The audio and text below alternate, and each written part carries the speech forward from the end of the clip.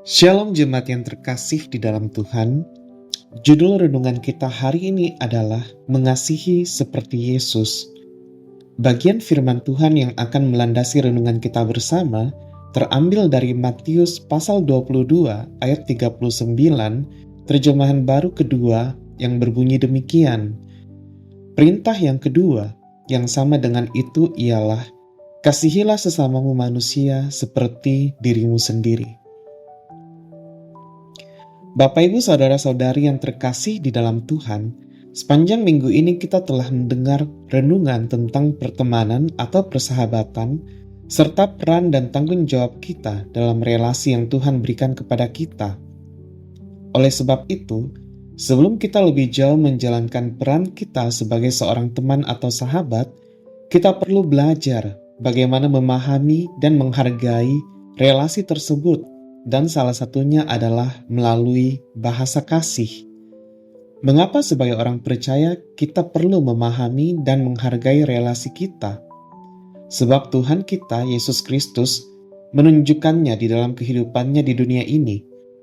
Melalui bahasa kasih yang ditunjukkannya, dia mencurahkan kasihnya kepada setiap orang yang dijumpainya. Apa saja bahasa kasih itu, dan dalam hal apa saja Yesus menunjukkannya? Yang pertama, kata-kata yang meneguhkan. Jika teman atau sahabat sering memuji kita, mengungkapkan rasa terima kasih, serta memberikan dorongan secara verbal, maka kemungkinan besar kata-kata peneguhan adalah bahasa kasihnya. Tetapi, bagi kita orang percaya, kata-kata peneguhan itu saja tidak cukup. Kata-kata peneguhan itu harus didasarkan pada kebenaran firman Tuhan. Yesus sering menggunakannya, yaitu ketika dia menyatakan kebenaran kepada orang-orang yang mengikuti dia.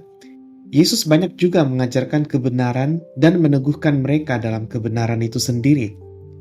Jadi kita tidak hanya mengungkapkan kepedulian dan penghargaan kita saja kepada orang lain yang kita kasihi, tetapi kita juga harus menyatakan kepedulian dan penghargaan itu di dalam kebenaran. Yang kedua, tindakan melayani. Tindakan melayani ini pun paling sering dilakukan oleh Yesus, dan sekali lagi dia melakukannya di dalam kebenaran firman Tuhan. Contohnya, ketika dia mengadakan mujizat pertamanya, yaitu mengubah air menjadi anggur, Yesus melakukannya dalam kebenaran, yaitu dia melayani dalam waktu yang ditetapkan oleh Bapanya dan bukan atas permintaan manusia. Demikian pula dalam perjamuan terakhir. Ketika Yesus membasuh kaki murid-muridnya, dia melayani mereka sesuai dengan waktu yang ditetapkan oleh Bapa. Yang ketiga, memberikan hadiah atau menerima hadiah. Bagi sebagian orang, termasuk kita orang percaya, memberikan atau menerima hadiah merupakan ungkapan kasih dan perhatian yang nyata. Dan Yesus pun melakukan hal yang sama. Dia memberikan makanan kepada 4.000 orang, bahkan 5.000 orang. Bahkan pemberian terbesar yang diberikan oleh Yesus kepada kita, yaitu dengan kematiannya di atas kayu salib, dia memberikan pengampunan di dalam darahnya. Demikian pula halnya dengan waktu berkualitas. Ketika Yesus memanggil 12 muridnya, dia memanggil mereka untuk masuk di dalam satu waktu yang berkualitas antara dia dengan murid-muridnya. Tidak hanya terbatas kepada murid-muridnya, tetapi kepada orang-orang lain pun, Yesus juga memberikan waktu yang berkualitas itu. Yesus mengajar mereka tentang kebenaran firman Tuhan. Yesus menikmati Sabat bersama dengan mereka. Yesus melayani bersama-sama dengan mereka. Yesus tinggal bersama dengan mereka, makan dengan mereka, dan juga melalui banyak hal bersama dengan mereka. Dan yang terakhir adalah sentuhan fisik. Beberapa orang merasa paling terhubung melalui sentuhan fisik. Kalau dalam masa sekarang ini kita mengenal sentuhan fisik itu dalam bentuk pelukan, tepukan di punggung, ataupun jabat tangan yang ramah. Memang benar, ini adalah hal-hal yang berkaitan dengan sentuhan fisik. Tetapi jika kita melihat di dalam kehidupan Tuhan Yesus, cara Yesus menunjukkan kasih dan perhatiannya lewat sentuhan fisik mungkin tidak akan berbeda jauh dengan yang kita lakukan pada saat ini. Tetapi satu hal yang membedakannya adalah di dalam sentuhan Yesus ada kuasa yang mengalir. Di dalam sentuhan Yesus yang buta dapat melihat kembali. Di dalam sentuhan Yesus yang lumpuh dapat berjalan kembali.